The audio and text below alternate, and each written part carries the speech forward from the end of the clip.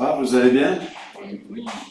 Alors, ce qu'on va partager ce matin est un peu particulier, je vais vous expliquer. C'est quelque chose qui est très lié à tout ce que nous vivons actuellement dans notre pays. Et je crois que le Seigneur attend quand même de nous qu'on puisse pas seulement encaisser tout ça en étant comme sidérés, mais qu'on puisse réagir. Et dans la parole de Dieu, eh bien, il nous montre de quelle façon. Alors, peut-être que il s'agit d'un texte, d'un message qui a marqué ma vie, je vous expliquerai pourquoi après. Donc, ça m'est arrivé assez souvent de prêcher, peut-être que je l'ai déjà prêché ici, à Narbonne, peut-être aussi. Je ne sais plus, je ne tiens pas la comptabilité de ce que je dis et où je le dis, mais on va bien le greffer au contexte actuel. C'est Ézéchiel, chapitre 22. Ah oui, c'est vrai, c'est moi qui pilote là. Toc. Tu l'as vu? J'ai mis on. Il y a l'antenne.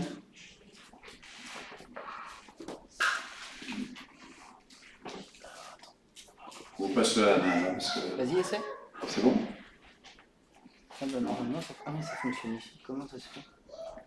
T'as mis en PDF? Ah, peut-être. Alors, attends. Tac. C'est bien la technique, hein? Ah, vas-y, essaie. Ah, voilà. Là, on fait la lecture. La parole de l'Éternel, c'est Ézéchiel, me fit adresser en ces mots. Fils de l'homme, dis à Jérusalem, tu es une terre qui n'est pas purifiée, qui n'est pas arrosée de pluie au jour de la colère. Ces prophètes conspirent dans son sein comme des lions rugissants qui déchirent leur proie. Ils dévorent les âmes, ils s'emparent des richesses et des choses précieuses, ils multiplient les veuves au milieu d'elles. Ces sacrificateurs violent ma loi, profanent mes sanctuaires, ils ne distinguent pas ce qui est saint de ce qui est profane, ils ne font pas connaître la différence entre ce qui est pur et ce qui est impur, ils détournent les yeux de mes sabbats et je suis profané au milieu d'eux. Ces chefs sont dans son sein comme des loups qui déchirent leur proie, ils répandent le sang, perdent les âmes, pour assouvir leur cupidité. Et ces prophètes ont pour eux des enduits de plâtre, de vaines visions, des oracles menteurs. Ils disent « Ainsi parle le Seigneur l'Éternel », et l'Éternel ne leur a pas parlé. Le peuple du pays se livre à la violence, commet des rapines, opprime le malheureux, l'indigent, foule l'étranger contre toute justice. Je cherche parmi eux un homme qui élève un mur, se tienne à la brèche devant moi en faveur du pays, afin que je ne le détruise pas, mais je n'en trouve pas. Le thème, c'est celui-là, l'Église et la société, quel impact? Alors, les raisons également de ce texte, il faut que vous sachiez, enfin, je l'ai souvent dit quelquefois dans des bribes de mon témoignage, c'est un texte qui m'a explosé en plein visage le jour où j'ai donné mon cœur au Seigneur d'une manière extrêmement miraculeuse. À ce sujet, j'ai écrit un livre. Alors, c'est pas de la pub pour le livre, hein, on va y arriver, mais sur ce thème, je cherche un homme, toute mon histoire. En fait, une année, on était partis en vacances en Corse. Il y en a qui connaissent la Corse ici? Yes. Ouais. Et j'ai décidé de faire une randonnée, j'étais tout seul, une rando. Et puis, dans cette rando, je me suis dit, tiens, comme je l'ai entendu tout à l'heure dans la louange d'Odile, on repasse tout ce que le Seigneur a fait dans nos vies. Et moi aussi, j'ai vu tellement de belles choses que finalement, c'est pas le paysage corse qui m'a émerveillé, mais c'est d'avoir ressassé tout ça. Et puis, je me suis dit que ça serait peut-être bien d'écrire. Et de fil en aiguille, c'est devenu un livre. Et ce livre, il a dormi pendant des mois parce que je me disais que ça valait pas la peine. Et puis finalement, encouragé par les uns et les autres, il est sorti juste la semaine dernière. Je crois que Davy va vous en parler de ça. Mais aussi l'impact de l'Église. Je ne sais pas si ça vous qu'est-ce que ça produit dans votre cœur de voir que le mal grandit comme un torrent, comme un fleuve, qu'on est même dépassé. À chaque fois qu'on pense qu'on est arrivé au sommet ou au fond du gouffre du mal, il y a toujours quelque chose qui vient montrer qu'il y a encore plus et encore plus. Ça a l'air illimité. Et nous, on est là, dans nos belles églises, on se rassemble, on est content et on a raison de le faire. Mais qui pourra endiguer ça? Si Dieu est vraiment tout-puissant, si Dieu est vraiment Dieu, est-ce qu'il ne peut pas le faire? Qu'est-ce que vous en pensez? Il l'a démontré. On a tous été marqués par l'expérience de cet homme qui s'appelait David Wilkerson et qui un jour ne comprenait pas pourquoi cette violence à New York. Et puis la puissance de Dieu s'est manifestée. Nicky Cruz s'est converti et bien d'autres. Et ça a donné lieu à un organisme mondial qui s'appelle Teen Challenge, avec des centaines de milliers de conversions à travers le monde, de jeunes pour qui plus personne n'aurait parié un centime. Dieu est capable de faire ça. Il est capable de changer l'atmosphère d'un pays. Notre frère Rilmer Roman le dit au Pérou, sans verser une goutte de sang. Le terrorisme de Septembre Noir et la consommation de la coca, tout ça, ça s'est ralenti, ça s'est arrêté parce que des chrétiens ont décidé de ne plus laisser passer des choses comme ça. Et on verra comment, d'une manière amorphe, excusez-moi le terme, d'une manière passive. Donc, il est logique de penser que l'Église peut avoir un impact sur la société et le monde. Amen. Amen. Et ce texte, eh bien, ce texte nous décrit une société qui a perdu tous ses repères, et c'est une société qui est décrite par 4 pouvoirs. Le pouvoir spirituel, le pouvoir religieux, le pouvoir politique et le pouvoir populaire. Et c'est ce qu'on va voir en reprenant un peu. Il est question ici des prophètes. Il est dit qu'ils conspirent comme des lions rugissants qui déchirent leur proie. Ils dévorent les hommes, s'emparent des richesses, des choses précieuses. Ils multiplient les veuves au milieu d'elles. Le pouvoir spirituel existe. Il est invisible. Le monde invisible est plus réel que le monde réel. Jésus a dit que le monde entier gît sous la puissance de Satan. Et il ne faut pas oublier ça dans notre pays matérialiste, dans notre pays rationaliste, dans notre pays où tout doit répondre à une logique. Il y a un monde invisible. Il y a une puissance dominée par quelqu'un qui veut emmener avec lui tout le monde en enfer. On est conscient de ça? Il faut être conscient que derrière des décisions, derrière des choix, derrière des orientations d'un pays, il y a ce pouvoir maléfique.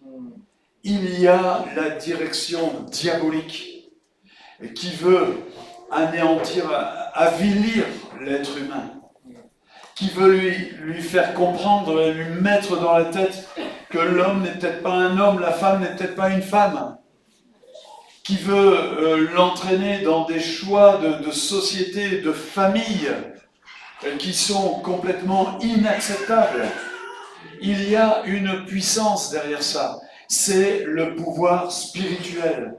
Et nous qui appartenons à Jésus-Christ, nous sommes sortis de ce royaume-là. Et on est entrés dans le royaume de Dieu. Et nous avons entre nos mains, dans nos cœurs, des outils, comme la prière, qui nous permettent de lutter contre ce royaume, de faire tomber les chaînes et d'aider d'autres à en sortir pour rejoindre le royaume de Dieu. Est-ce que vous croyez ça? Amen. Regardez le travail des prophètes. Ils rugissent comme des lions. Or, rugir comme un lion, Pierre dit que c'est le diable qui fait ça. Il est comme un lion rugissant. Il est toujours en train de... Qu'est-ce que ça fait un lion qui rugit? Ça fait peur. Tout le temps en train d'alimenter des peurs, de proférer des menaces. Il est là, il est Ce pouvoir spirituel dévore l'âme. C'est ça le but. Le but, c'est d'entraîner la perte, la mort éternelle. Savoir que derrière chaque mort physique, il y a une destinée éternelle. Chaque départ physique est l'entrée dans la destinée éternelle, soit au ciel, soit en enfer. Il s'empare des richesses et des choses précieuses. C'est ce que je disais tout à l'heure. La morale, la famille, même si ça fait ringard, aujourd'hui on ne peut plus parler de ça. Vous êtes taxés d'extrême politique ou d'autres. Mais si ça rendait les gens heureux, on le saurait. Mais c'est pas ça qu'on voit. Il s'empare des richesses, de tout ce qu'il y a de plus beau, de tout ce qu'il y a de plus précieux chez l'homme. Le pouvoir spirituel s'en empare. Ensuite, on a le pouvoir de la religion. Le pouvoir de la religion, les sacrificateurs violent ma loi, profanent mes sanctuaires, ils ne distinguent pas ce qui est saint de ce qui est profane. Il ne faut pas connaître la différence entre le pur, l'impur. Ils détournent les yeux de mes sabbats, je suis profané au milieu d'eux. Est-ce qu'il faut faire un dessin de ces religions qui ont dominé le monde, de ces religions qui étalent leurs richesses, de ces religions qui rentrent jusque dans le cœur des familles, de ces religions qui s'associent à des gouvernements, de ces religions qui amènent l'homme à quoi? À être dégoûté de la religion. La religion est le meilleur vaccin contre la religion. Et tous ces hommes, même ceux qu'on a vénérés, les nommant hommes de l'année, toutes ces personnes si grandes par leurs discours et leurs attitudes, on découvre que la religion ne les a pas aidés à surmonter leurs pulsions et à surmonter leurs péchés. Pourquoi? Parce que c'est Jésus qui délivre, ce n'est pas la religion. Le cœur doit être changé. Si le cœur n'est pas changé, eh bien pratiquer la religion ne fera que dilater ce péché qui est en nous. Et regardez ce que l'on voit, il ne distingue pas le saint du profane. Il n'enseigne pas les valeurs, le pur, le bien. On a souvent dit à propos des hommes religieux que leur slogan c'était « Faites ce que je dis, mais ne faites pas ce que je fais ».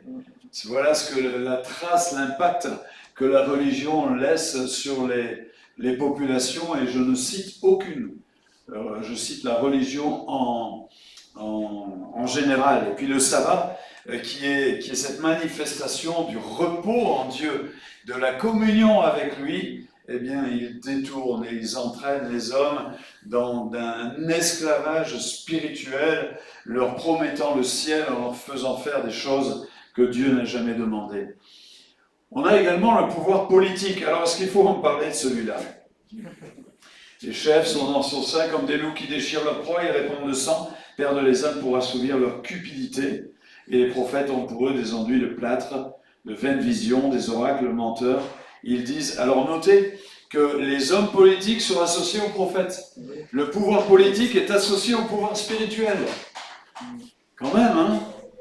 On pourrait en dire des choses là-dessus. Des hommes politiques, on entend bien parler aujourd'hui, ce pouvoir d'hommes qui se disent serviteurs, mais qui en fait ne cherchent que le pouvoir, la gloire et à profiter des places que le peuple a. Il y en a qui sont bien, les hommes politiques et les femmes politiques. Il y en a qui sont bien, mais malheureusement, j'ai regardé dans le dictionnaire sur Google la liste des scandales politiques dans l'histoire de notre pays, et notamment au XXe siècle. Cette liste, chaque année, il y en a eu. Mais alors maintenant, essayez, vous allez voir, au départ c'est 3, 4. Alors est-ce que c'est les moyens de renseignement? Est-ce qu'on se fait plus facilement prendre parce qu'il y a Internet et tout ça? Et c'est vrai, ça rigole pas ça. Mais quand même, la liste elle est incroyable. Et aujourd'hui encore, eh bien, on ne peut pas allumer son poste de télévision ou son ordinateur sans apprendre un dernier scandale. Et quelqu'un qui avait l'air si bien, eh bien, on apprend demain qu'il est pourri jusqu'à la moelle. Ça, c'est le pouvoir politique. Et pour terminer, on a Alors voilà ce que c'est, des loups qui déchirent. Bon, Cupide, je sais pas, enfin la Bible dit qu'ils sont cupides, il paraît. Bon, ben voilà. Et notez bien, épaulés par les prophètes. Certains d'une manière visible, hein, c'est De Gaulle, Mitterrand, parlaient des voyants qui les accompagnaient, et puis d'autres d'une manière cachée, ou même à leur insu, parce que le monde entier gît sous la puissance de qui on sait. Le pouvoir du peuple, violence, vol, oppression, et puis problème d'identité, est-ce qu'on ira jusqu'à dire racisme, hein? Voilà le pouvoir du peuple.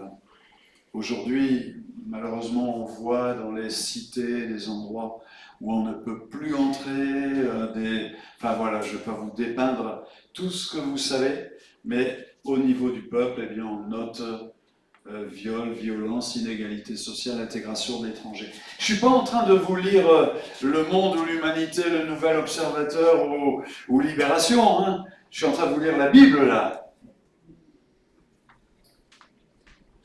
Et les conséquences, ben, on est dans une société qui est désespérée, dépressive, triste, désorientée, et une société qui est en colère. Est-ce que ça correspond à l'environnement qui est le vôtre jour après jour, là où vous habitez? Oui, hein? Eh oui. Imaginez une nuit sans nuages. Pas de lune, pas de téléphone, pas de lampe torche, pas de bougie. Le noir complet. Imaginez que ça, c'est votre vie.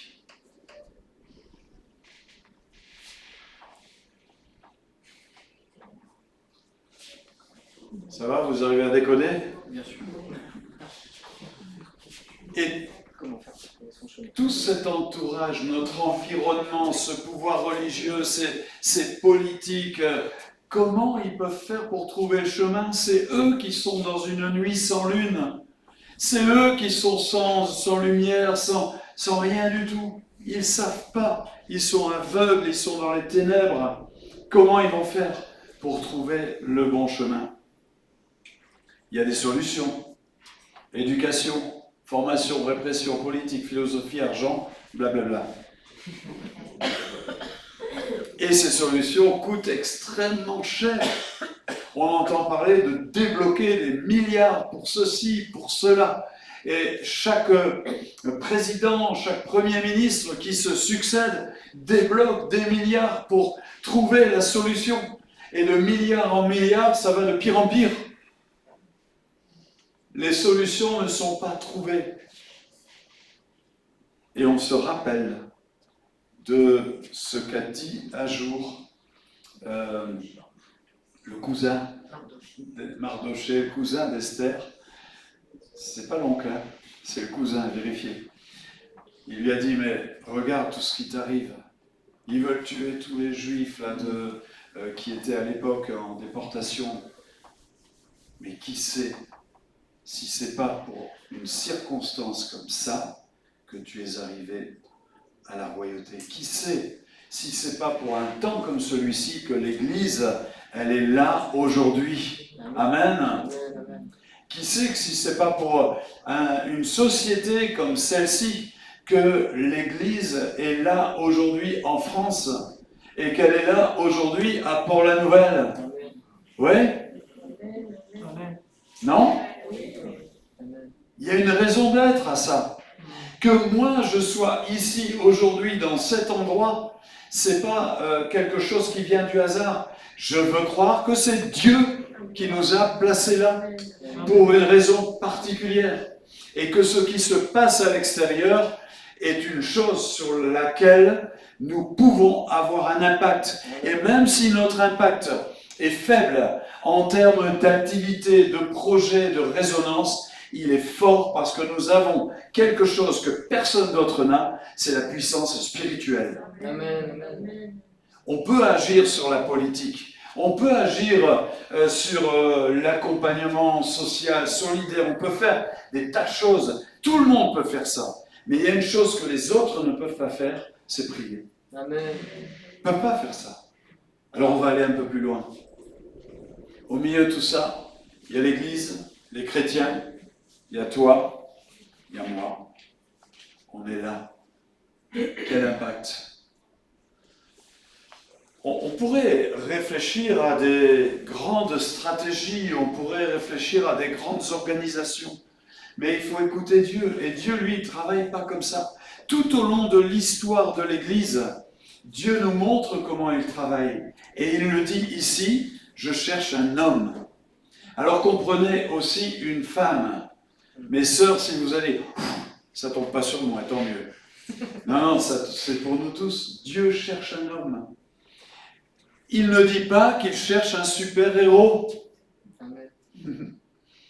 Il dit, je cherche un homme. Peut-être qu'on se dit, mais moi, je me sens tout petit, je ne me sens pas capable.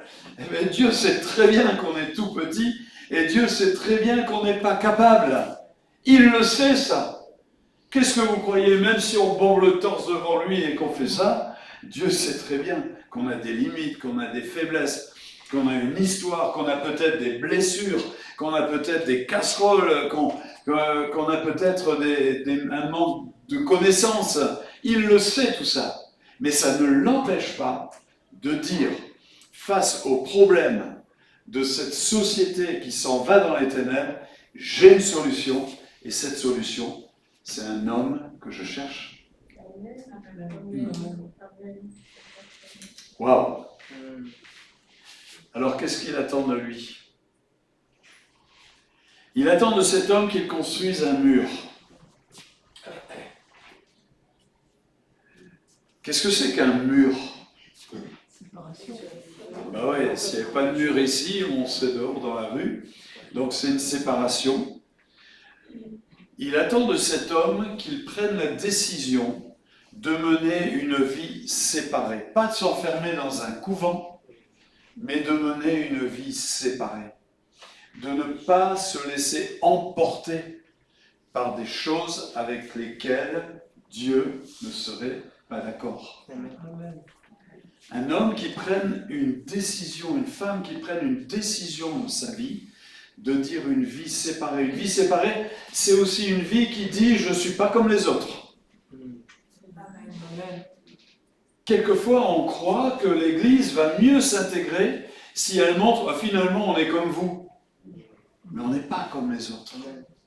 Nos réactions ne sont pas celles des autres. Nos réactions ne sont pas celles des autres.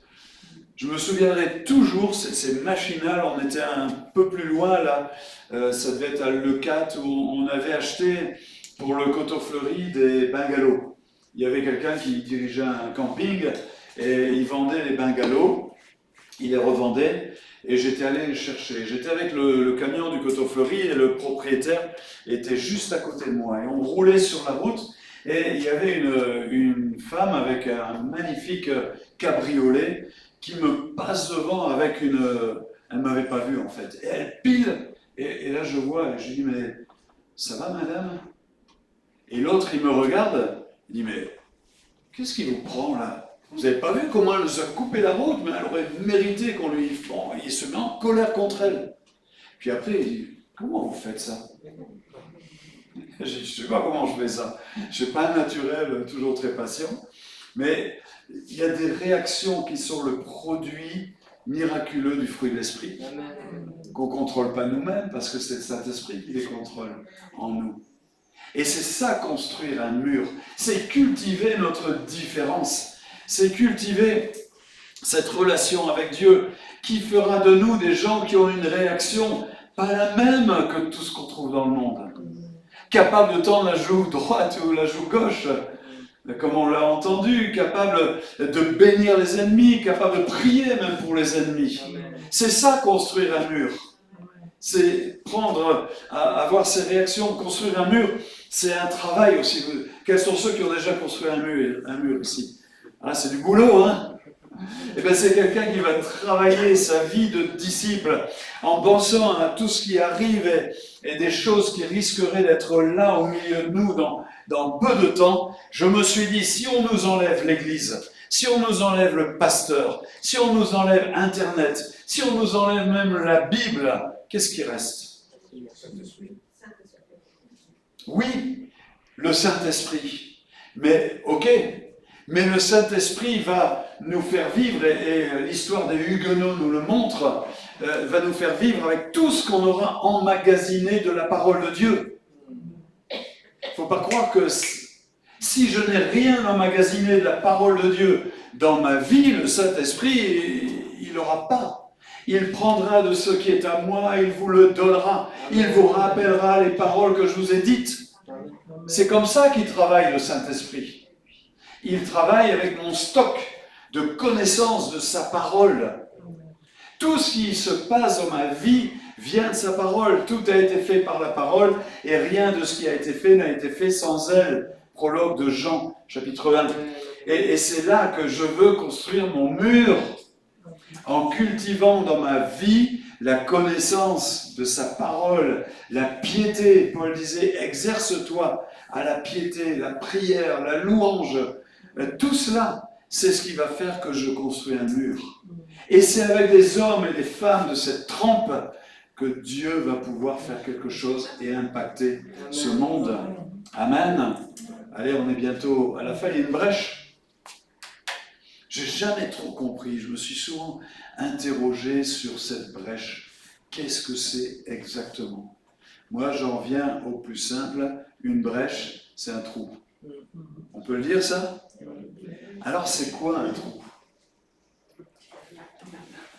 C'est ce qui permet de voir de l'autre côté du mur. Si je fais une brèche là dans le mur, vous ne serez pas content, je comprends, mais on verrait dans la rue. Et je crois qu'on doit être capable de voir dans la rue. Le danger et ce qui arrive trop à toutes les églises de toutes les générations, c'est qu'il arrive un moment où on est tellement bien ensemble. On est tellement bien ensemble. Alors on a un bon culte, on a un beau bâtiment, on a un bon pasteur, on a un bon groupe de jeunes, on a. Mais ça, c'est pas le but. Le but de l'Église, c'est qu'elle sorte. Le but de l'Église, c'est qu'elle aille dans la société. Le vrai but de l'Église, la vraie raison d'être, c'est pas aujourd'hui. Ça en fait partie, bien sûr, mais c'est demain. Quand on sera chacun dans nos quartiers, dans notre travail, dans nos emplois, dans notre famille. Donc la brèche, se tenir à la brèche, oublier qu'on vit pour nous, mais réaliser qu'on vit pour eux, pour tous ceux qui sont dehors. Et puis le dernier, intercéder, prier. Ah oui, prier, c'est le secret partout. Quand on parle avec et j'ai eu ce privilège de parler de nombreux pasteurs qui vivent dans des pays où il y a un réveil, vous trouvez la prière. Vous lisez les Actes des Apôtres, chaque chapitre, je vous mets au défi, vous lisez les 26 chapitres, dans chaque chapitre, la prière. Et nous, eh bien, c'est malheureusement, on le disait dernièrement à Narbonne, la réunion qui est souvent la moins fréquentée. C'est la plus importante en termes de mandat que Jésus a donné à l'Église, la prière. Et pas n'importe quelle prière, pas les petites prières, les grandes prières, parce qu'on a un Dieu qui est grand. C'est vrai que j'ai des besoins, mais je ne viens pas à l'Église prier avec l'Église pour mes besoins. Ça, je le fais dans ma chambre. Mais on vient pour lutter, pour combattre. Un jour, il y a alors, c'était quoi cette histoire? Oui, c'était des missionnaires qui ont été attrapés par des brigands et ils voyaient leur fin arriver. Et tout d'un coup, il y a des cavaliers qui sont venus. Ils sont venus et ils ont fait fuir les brigands. Et le lendemain, de là où ils avaient été envoyés, il y a le pasteur qui appelle le missionnaire et qui dit « ça va ?» Il dit « oui, oui, ça va. » Mais alors il nous est arrivé un truc, on a failli mourir hier avec des brigands. À quelle heure?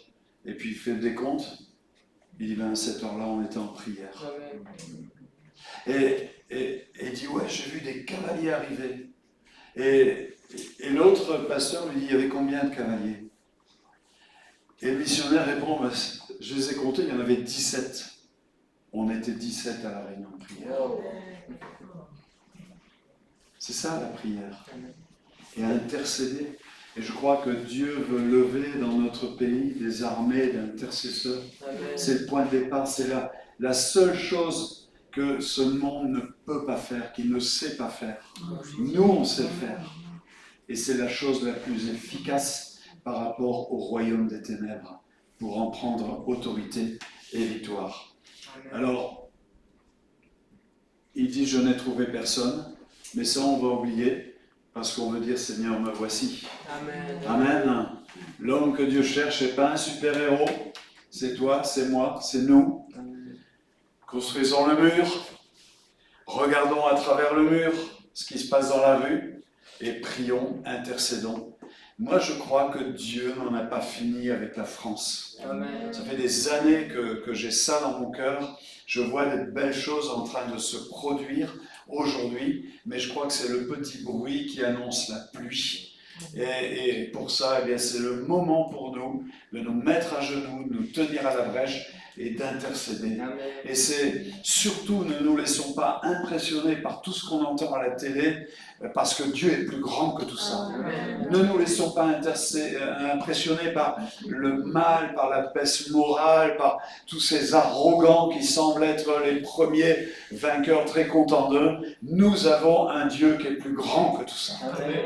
Et nous, on veut se mettre à genoux et utiliser l'arme offensive la plus puissante qui ait jamais existé, plus puissante qu'une bombe atomique, c'est la prière. Amen. Amen. Seigneur, on veut se tenir devant toi ce matin.